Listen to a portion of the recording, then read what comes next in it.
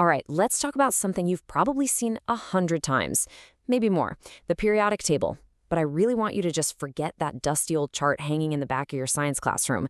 Instead, I want you to think of it as a map.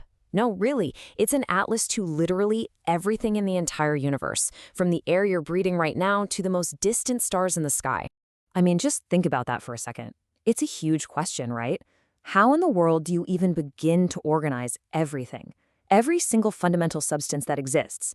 The whole task, it seems kind of impossible. And yet, there's this incredibly elegant solution that scientists have been tweaking and perfecting for over a century now. And you guessed it, it's the periodic table. It really is the ultimate guide. It's the atlas that gives every single element a home address and, believe it or not, a predictable personality. Okay, so if we're going to really appreciate how brilliant this thing is, we've got to learn how to read the map. It has its own set of rules, its own unique geography, and I promise you, once you get the hang of it, the entire world of chemistry just opens right up. First up, let's look at the rows that go from left to right. These are called periods. A great way to think about them is like the latitude lines on our map, or maybe even the floors of a giant building. Each row tells you something super specific. How many energy shells an atom has for its electrons. So everything in period 2? Yep, 2 shells. Everything in period 3? You got it, 3 shells. And it just keeps going like that all the way down the chart.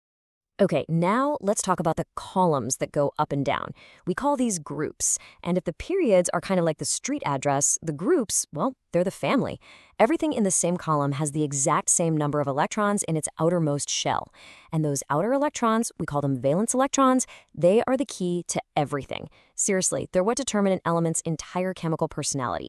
So here's the bottom line, the most important takeaway. Periods, the rows, tell you about an element's size, how many shells it's got. Groups, the columns, tell you about its family and, crucially, how it's going to behave and react with other elements. One is all about the internal setup, the other is about its outward personality. And once you get that difference, you've basically unlocked the key to reading this entire map. All right, so now that we know how to read the coordinates, the rows, and the columns, let's go on a little tour. We're going to visit a few of the most famous neighborhoods on our element atlas. Our first stop is way over on the far left side, in Group 1. These guys are the alkali metals. You can think of them as the super energetic life-of-the-party residents of the table. They are always looking to start a chemical reaction. So why are they so energetic? Well, it all boils down to one simple thing. They have just one single lonely electron in their outer shell, and they are absolutely desperate to get rid of it so they can feel stable. And this one single-minded goal, getting rid of that one electron, it defines everything about them. It's the reason they're so ridiculously reactive. It's why they're so soft you can literally cut them with a butter knife. And it's why they always end up as positive ions with a +1 charge once they finally ditch that extra electron. Okay, now let's zip all the way across the entire map, almost to the far right side, to Group 17. Meet the halogens. This family is every bit as reactive as the alkali metals we just met, but for the exact opposite reason. See, the halogens, they have 7 valence electrons. They are so close to having that perfect, stable set of 8. And this makes them, well, incredibly aggressive electron thieves. They will do just about anything to snatch one more electron to feel complete. This constant hunger for one more electron is what makes them such reactive nonmetals. And when they finally succeed and steal one, they form negative ions with a -1 charge.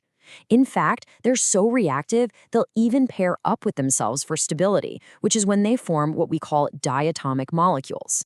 And for our last stop on this quick tour, we're headed to the most exclusive neighborhood of all the way on the far right edge of the map. This is Group 18, the noble gases. These are the cool, aloof, completely unbothered members of the element world. They just keep to themselves. And why are they so standoffish? Well, it's because they've already achieved chemical perfection. They have a full outer shell with 8 valence electrons. They don't need to gain any, they don't want to lose any, and they definitely don't want to share.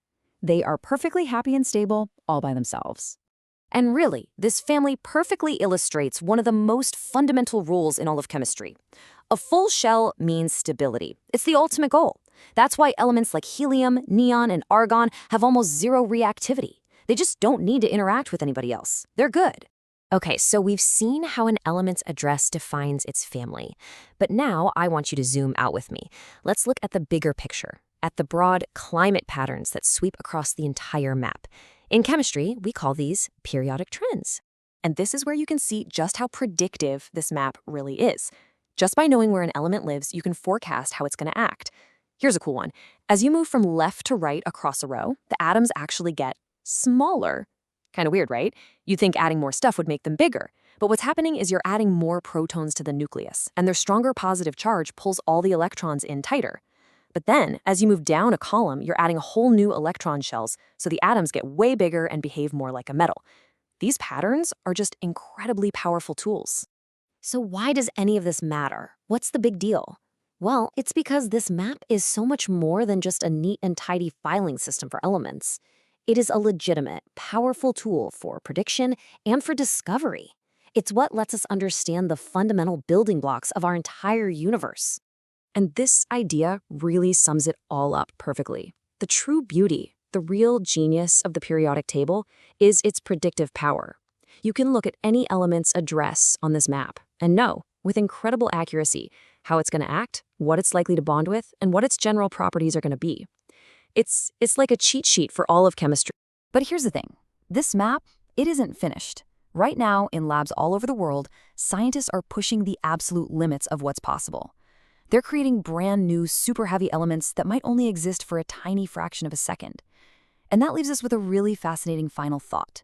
What new territories are still out there waiting to be discovered? And what incredible new things will we learn when we finally add them to the very edge of this amazing, ever-evolving atlas of the elements?